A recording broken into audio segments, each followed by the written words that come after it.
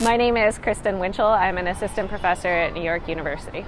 I study urban evolutionary ecology, so understanding how animals are dealing with the pressures of urbanization in terms of their ecology and evolutionary responses. Understanding which species are successful in urban environments and why is really important for a few different reasons. Animals and plants in urban areas actually perform really vital ecosystem services. They do things like pollinate and control mosquitoes and other bugs. The plants give us shade and exchange oxygen and cycle nutrients, and so it takes all of these animals and plants together to create a functioning ecosystem that makes cities habitable for us as well. The world is becoming increasingly urbanized. Urbanization is intensifying and expanding. The majority of humans live in cities. That trend is going to grow, and with that is going to come an increasing utilization of the natural areas around, resource extraction, and sprawl. And so the future of Earth is going to be urban.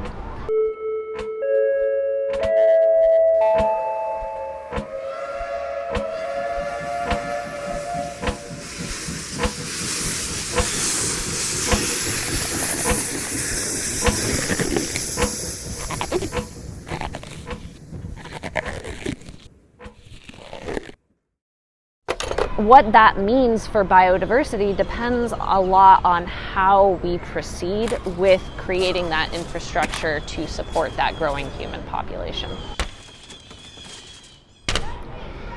If we continue as we are, the future is going to be cockroaches and pigeons. And even then, there is a point at which even the most urban-tolerant species can't thrive. So a great example of this is the anolis lizards I study in Puerto Rico. These species are very tolerant of urbanization. You'll find them pretty much everywhere. But there is a point even for them where it's too much, where there's so little tree cover that there is nothing for them to eat, that it's too hot because there's nowhere to hide from the heat of the sun in the middle of the day.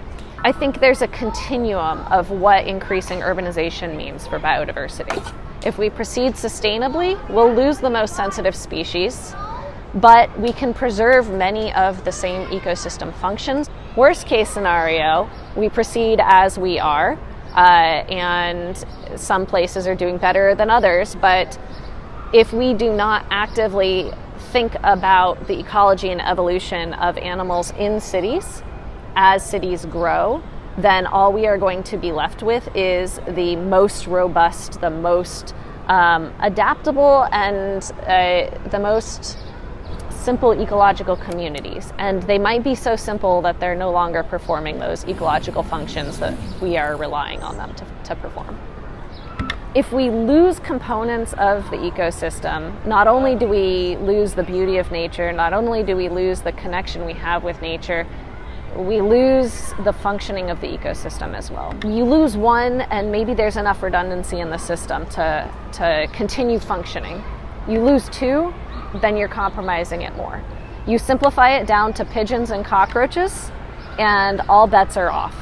And suddenly you have flooded streets because the trees are dying and they're not absorbing the water anymore. You have heat waves that are killing people because the trees are not able to provide the shade and there's too much pavement and there's not enough vegetation cover.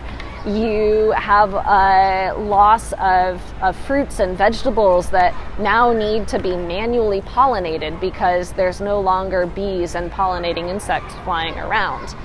There's just so many ways that all of these little aspects are interconnected that can lead to an ecosystem collapse.